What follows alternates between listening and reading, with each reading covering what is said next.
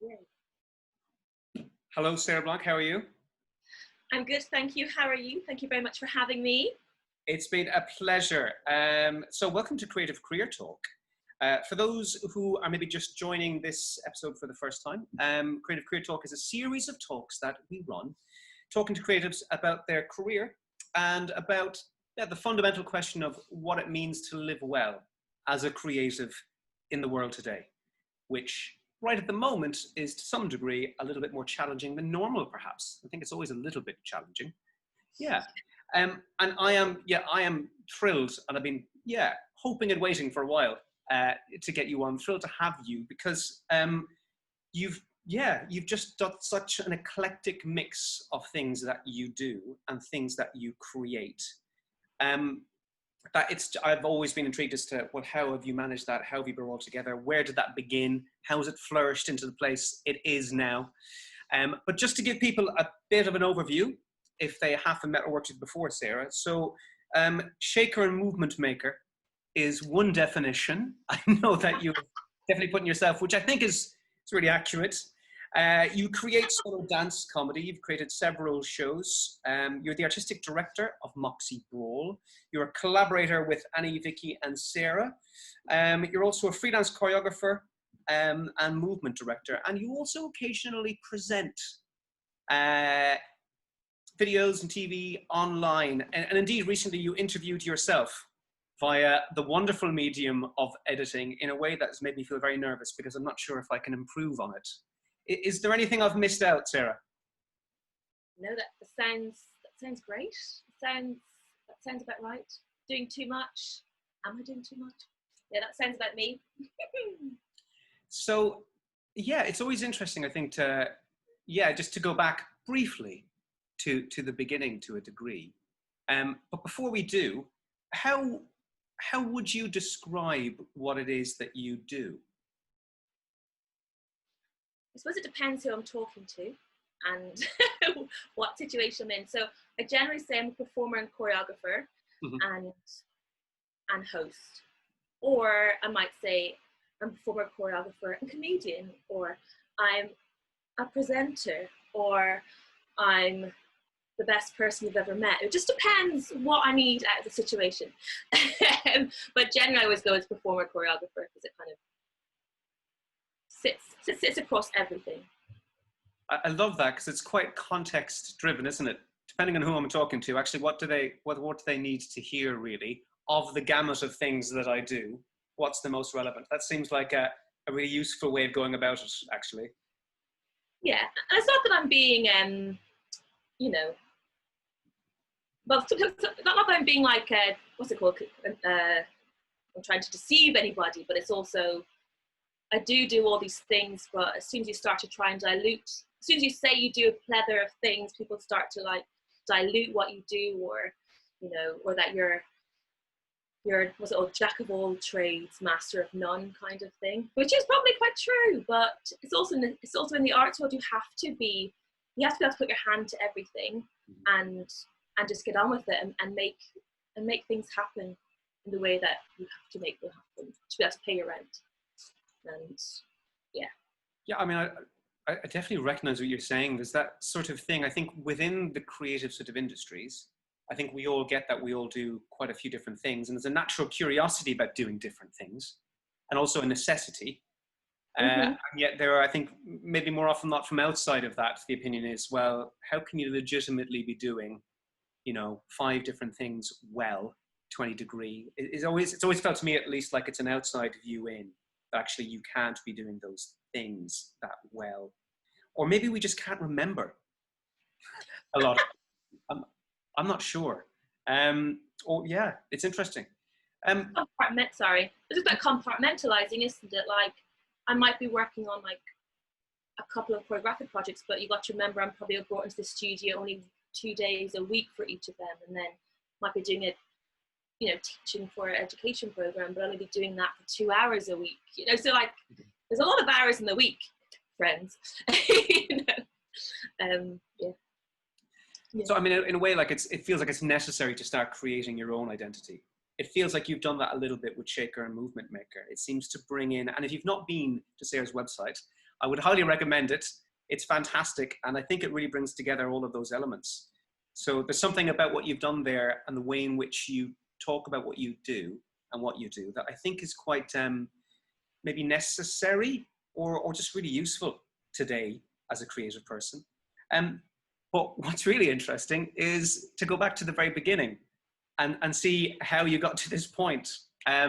So how and where did Sarah Shaker Movement Maker begin? Probably in my back garden, creating performances with my neighbours and charging the parents to come and watch us. It's probably where it started. I mean, yeah. And then, because I've always wanted to be like, I always said I wanted to be an actress or a dancer in my spare time, or a dancer and an actress in my spare time. And then for a few years it was, I want to be a zoologist, but a dancer and actor in my spare time.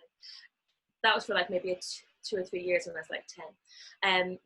But that's where it all started. And then Warford Youth Arts, which I think was such a massive foundation for me, because with there I got to do obviously acting, but then they also had writing classes, and I did like video editing, which I'm still practicing those skills now. Did stage management. I helped on lighting. I helped make costumes. I helped. I got to perform on loads of different stages. Like, we performed at the National Theatre when I was like 15 years old. Like, what a cool thing to happen.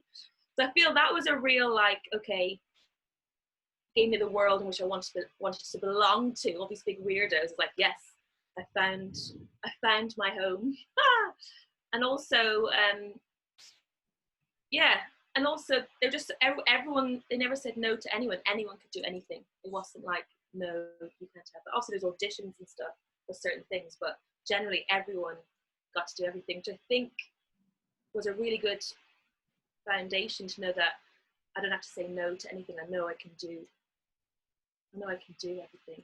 Actually, people.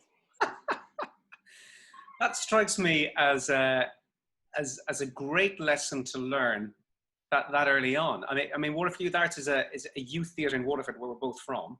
Yes. And it's interesting. I never learned that lesson in that same way, actually.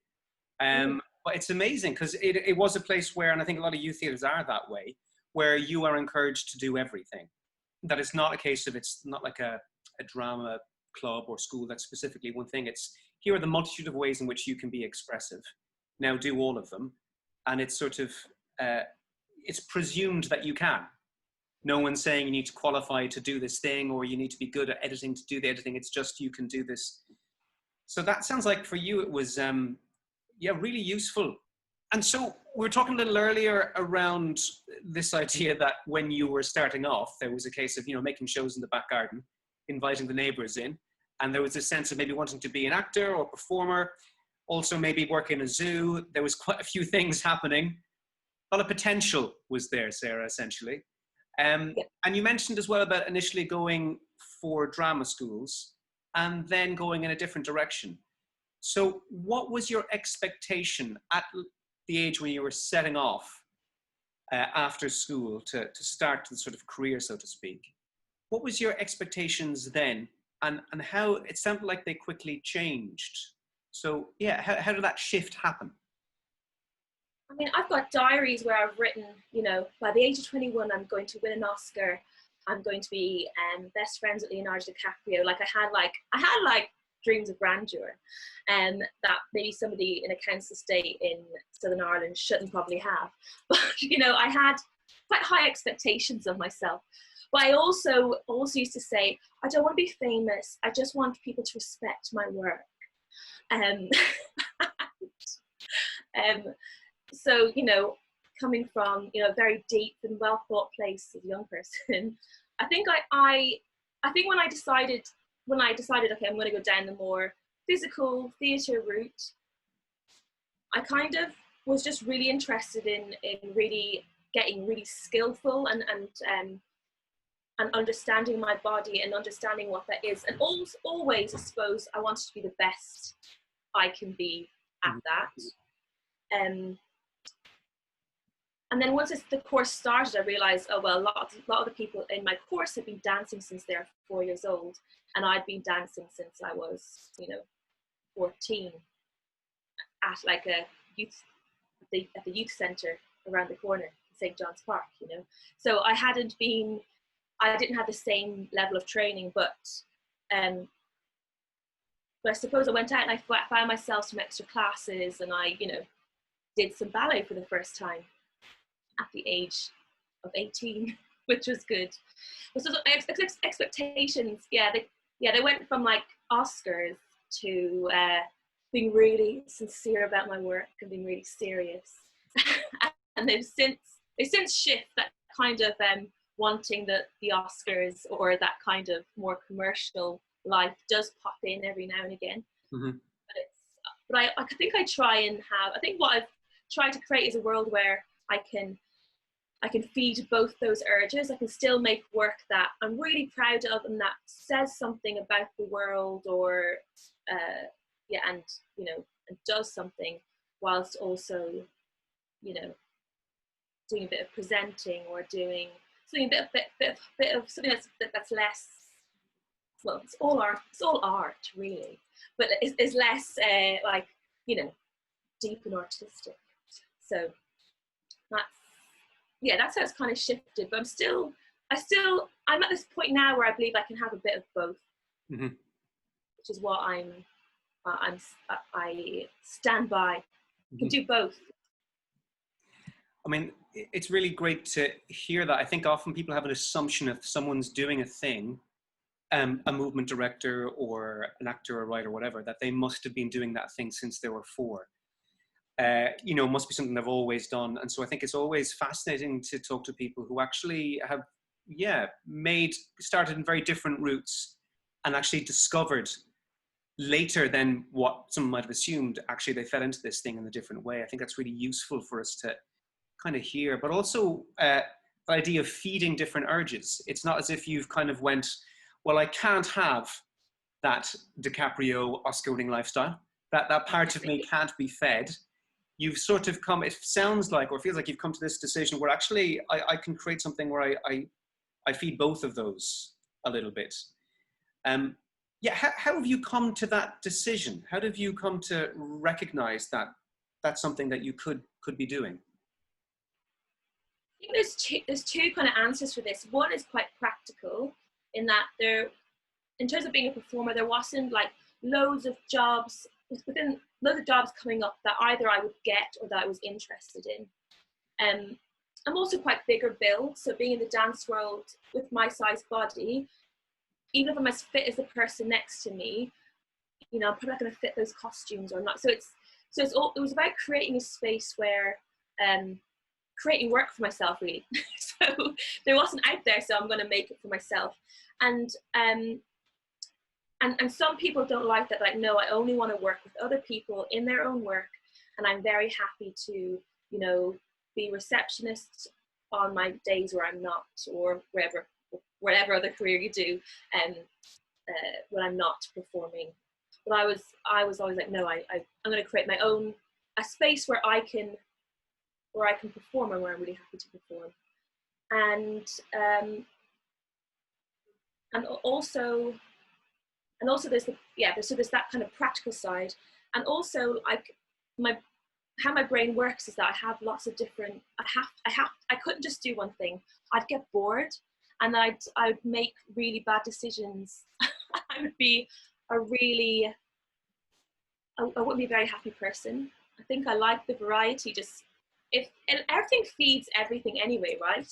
Like everything in life feeds what you do, what room you walk into, what project you do next, like everything.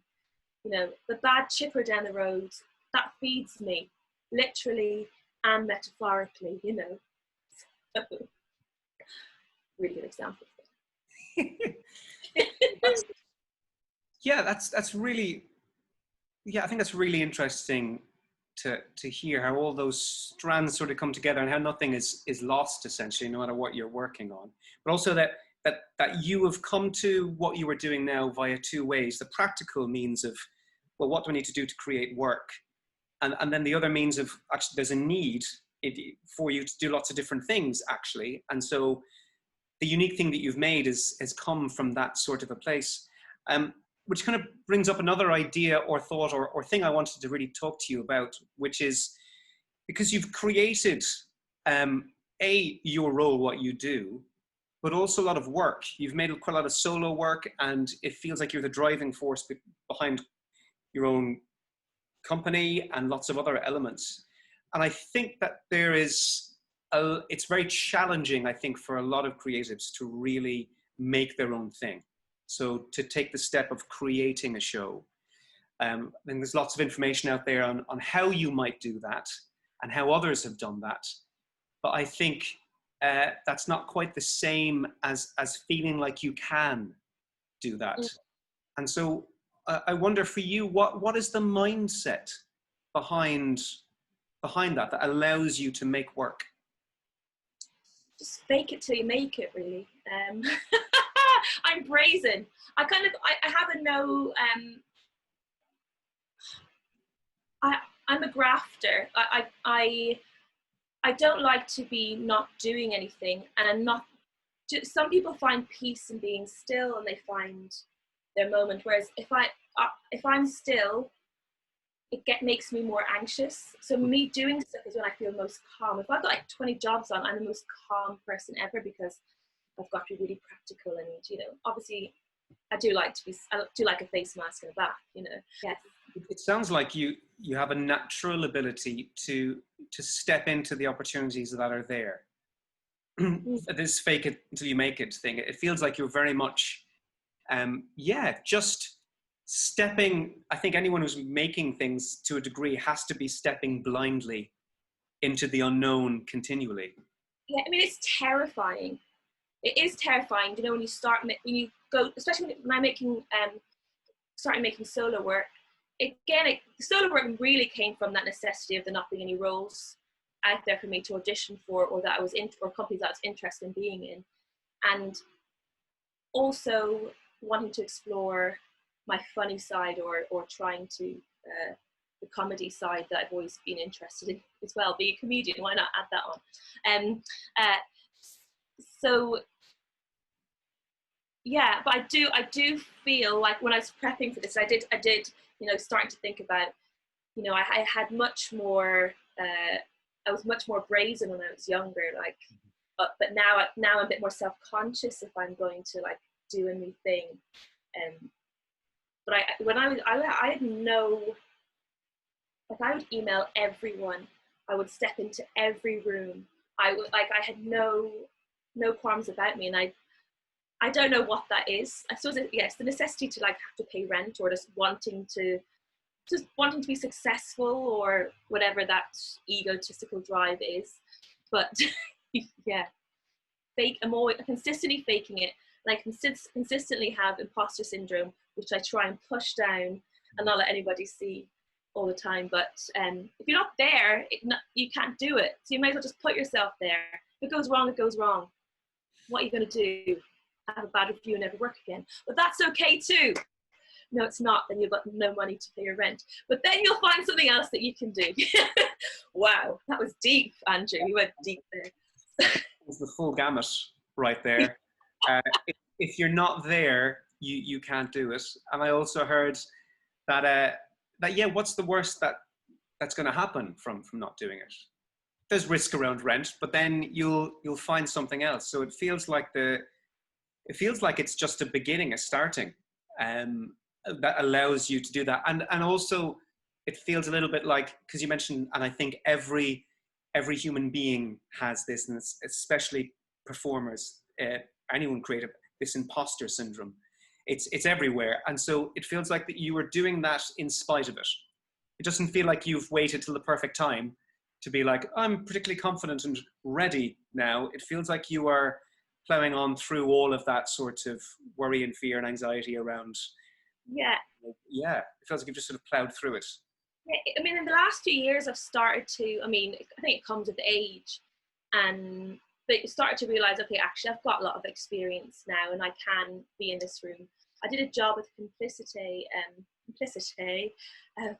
back in 2018, and I was supposed to be, it was for a musical called Pacific Guide to War and Cancer, which was at the National Theatre, and then they were creating a touring version. So I was brought in for the touring version, and I was supposed to be assisting the choreographer. And I was like, yes, perfect job. Like, I can learn, you know. It was my first kind of big, you know, movement director / choreographer job. I was like, yes. And then it turned out that choreographer couldn't be in the room. So for the rehearsal process, so the director was like, actually, I want to work with somebody in the room. So Sarah, you've now got the full job. And I was like, shit. It was so scary. And I remember walking into that room, you know, knowing that this show was about to, you know, it was about to tour nationally, it was going to tour Australia. You know, there was a lot at stake for me and for the company, because it had to go well. And then it took about a week for me to settle in. It was like, right, no, I'm here to do a job. Just get the job done and you'll be fine. But I remember that fear of like, what am I doing? I should not be here. Sorry, I curse. Am I allowed to curse on this? It's fine. It's fine. And yeah, I was like, what am I doing here? I'm supposed to be assisting somebody. But no, now I've got a lovely choreographer, movement director credit with simplicity. I mean, it sounds like from that there was this, a kind of sense that when you focused on the work, actually, in that room, that's when things began to, you know, feel quite confident. Actually, it's just the work, and that I can do.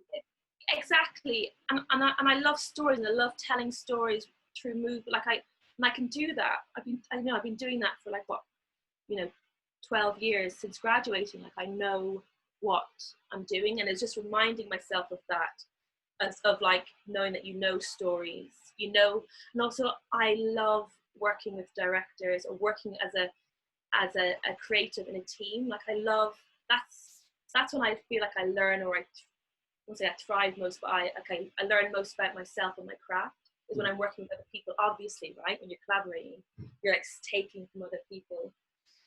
Taking, is that a bit selfish? But you know, you learn, you absorb so much. So I love being in that environment, because also it wasn't solely on me, the show. It's not like me putting out my own work where I've directed and choreographed it, so if it doesn't go well, it's all on me. So I think it's also something safe about being within a creative team, which is I think there's two things in there you've mentioned for me that kind of stick out. One is that I recognize as well, that sense of when you are, I think, young and beginning, 18, 19, there is a sense of wild confidence that can be hard to reflect back on and go, well, how the hell was I doing that? What must I have thought to myself? But also that later on, when you recognize that you actually have done the job, that actually you are experienced at it, that creates a new sense of sort of confidence. And I find it really interesting in talking to some people about what they have done up to this point, that they then realize, oh yeah, I can definitely work with publicity. Yeah, I deserve to be in the room. I've done X amount of work. And I think we can forget that quite a lot. It can just sort of be like, oh, I'm just this person randomly in the world, and I don't really have the skills for that. But you mentioned there a little bit about the idea of not necessarily stealing or taking, but, you know, that's bad word. Gaining from other people and from that sort of experience and stuff. And another thing I wanted to talk to you about a bit is around the idea of collaboration and working with other artists, because coming from Waterford in the southeast of Ireland, which is has got an amazing amount of culture for the size of the place that it is, but it's still a far shout from London. So if you are making that trip, like many people around to the UK or Ireland, you don't know anyone. And so you're very much, like a lot of people, I think, starting completely from scratch. And it sounds like we've got similar experiences in that no one in my family was involved in the arts or in acting, or so there wasn't an understanding of how that might work. And so for you, how have you gone about sort of nurturing relationships that ended up as collaborations? So at the time when I said about, you know, I went to John Moores University in Liverpool, and I was in Scotland, and then I came down to London. For me, actually, meeting a plethora, it's a very famous word today, a plethora of people in Liverpool, so and that was all around Manchester, Leeds, so I met a lot of people there, and I met a lot of people in Scotland. And we went to London. A lot of those people were coming down, so I felt like when I got to London, I already had a little bit of a network, which was really lush. And I think I did a 1-year course at London Contemporary Dance School, and again that just broadened out my network. So I never felt that I came to London completely by myself, knowing no one. So I think that was a bit of a blessing in disguise, not planned. That's just happened. And then when I was doing my course, some of the people I'd met in Scotland and Liverpool were then teaching me again, or I'd meet them out because they also actually lived in London. They just taught in Liverpool.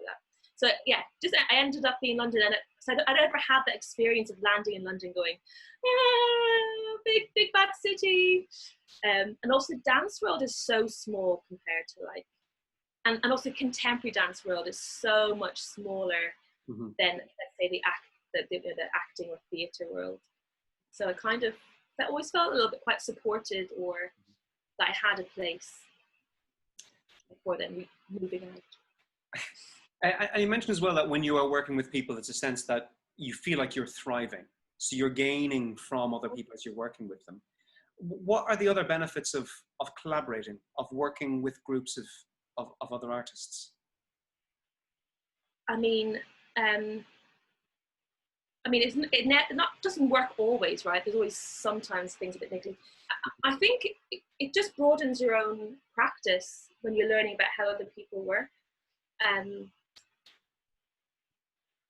Yeah, I mean, when we work with Moxie, it's always in collaboration with the performers, because it's their voices that are going to be put on stage, or obviously within a creative process, it always has to be a little bit of a dictatorship, where somebody has to make a decision at the end, right? There has to be somebody that goes, this is the final say for this. But I always like there to be a space where, the character's always made by the performers, and then I help develop them out. So it always comes from them, and they always get the credit for that. Yeah, again, I'm not answering. I hate answering your questions. It seems like you ask me a question, I always answer something else. But that's just how I roll. I'm a rebel. I'm anarchy, you know. I like to ignore the questions and just talk about what I want to talk about. That's great. I think any other benefits, I don't know. It's just the way forward. I mean, I don't know, maybe there are some artists who just work solely in solitude. But for me, I'm a people person. I love people. I love stories. I love gossiping.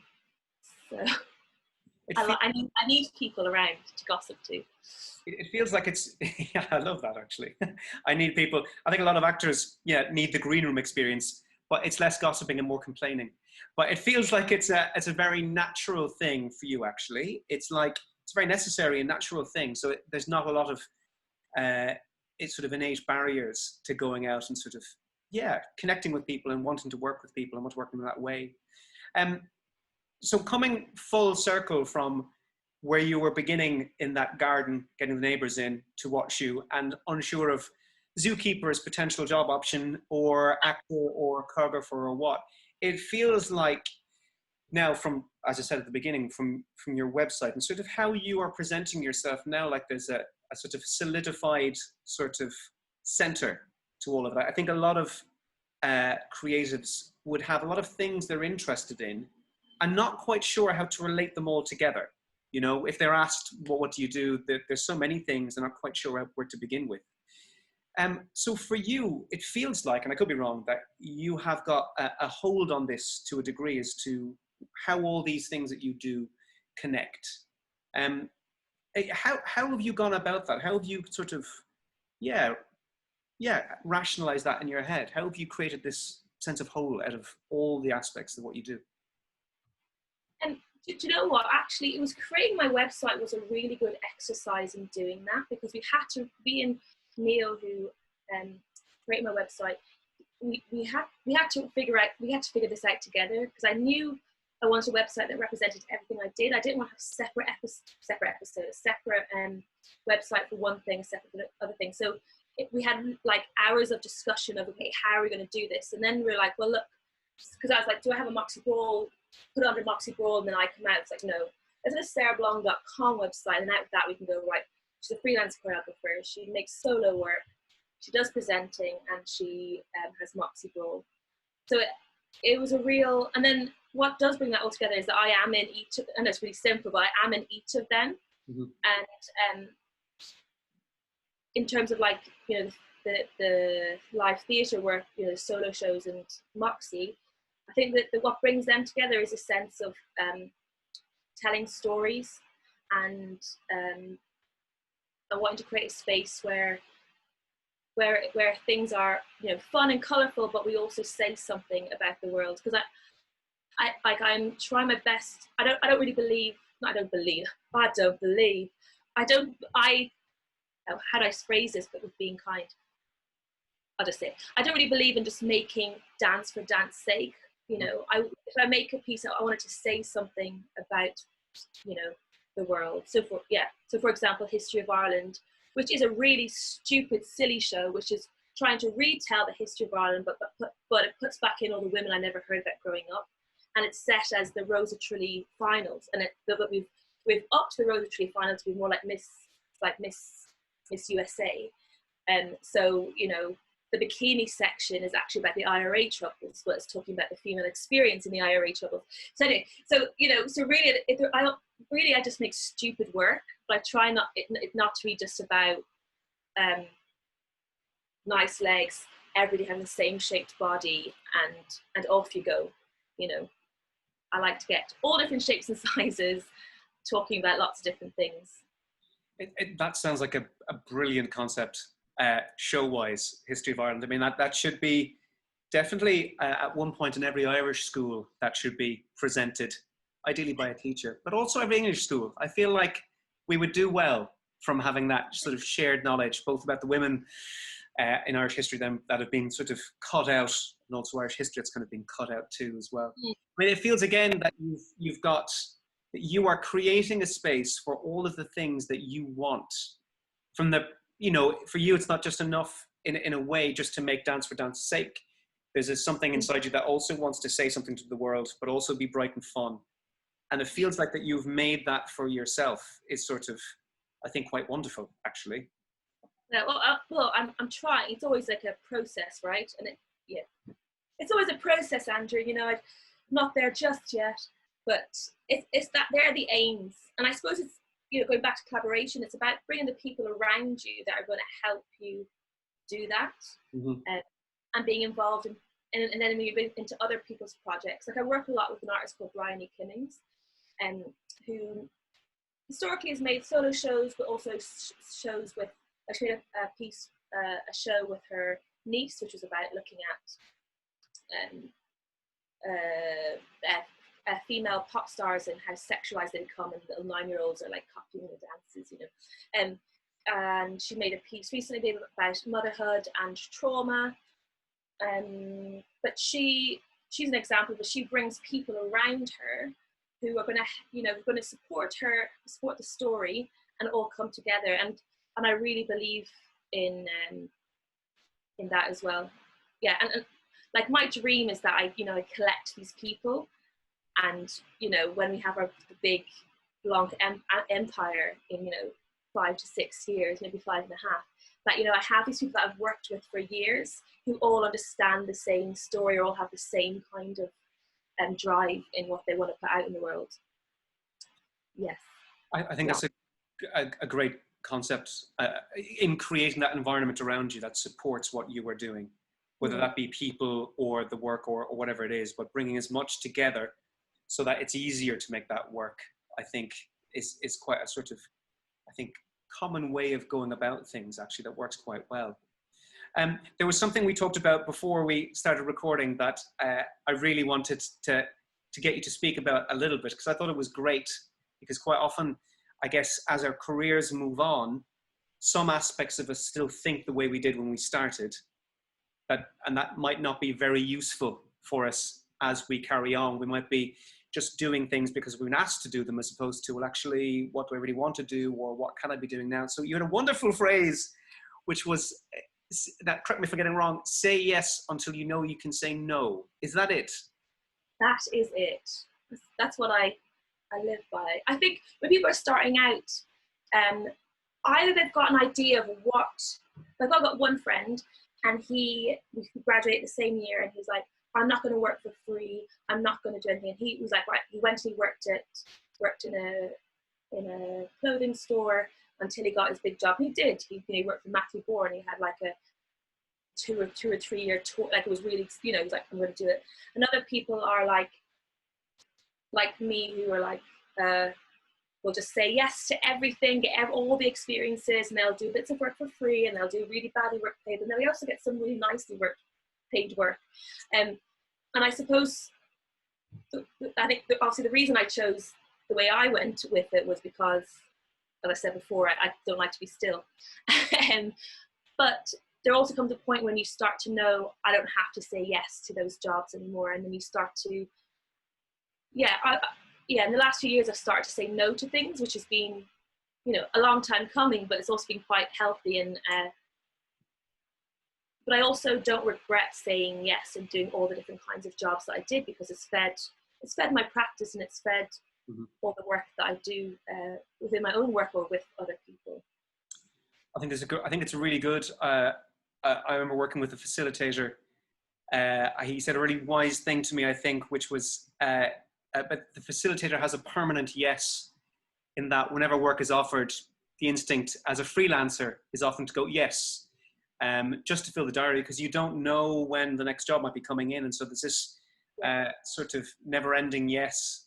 And I think it's a wonderful point that when you come to that idea of being able to go, actually no, that's not going to serve me, I don't really need to do that anymore. So saying yes until you know you can say no fits really well for me. Yeah, and you need to just trust your gut, don't you? Like you know yourself. I think this is really interesting times now in lockdown, coming out of Corona, where we're not in the worst of the arts yet. I think that's 6 months' time when the work is going to start really drying up. Like, I still do, I do education work, but it's very important for me to still do education work, because I feel that again feeds my practice and what I do. But I've been lucky that I've been working for a charity called All Change Arts throughout lockdown every Friday. And just one class every Friday, but the structure kind of kept me going.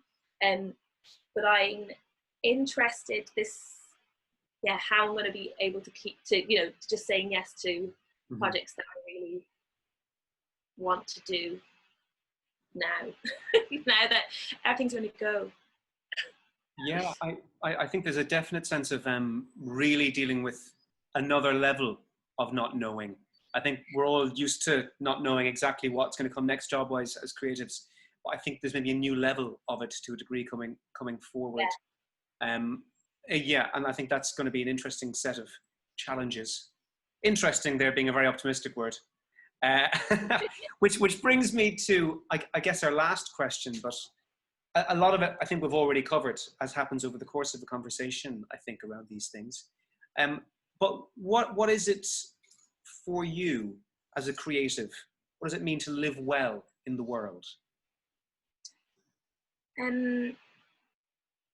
For me, it's about as long as I feel content, and I'm changing the word happy to content, because I think being happy all the time could become quite manic. But as long as I feel content and I'm healthy, I feel like I'm doing good, because this job and this career, it is quite draining, and especially when you are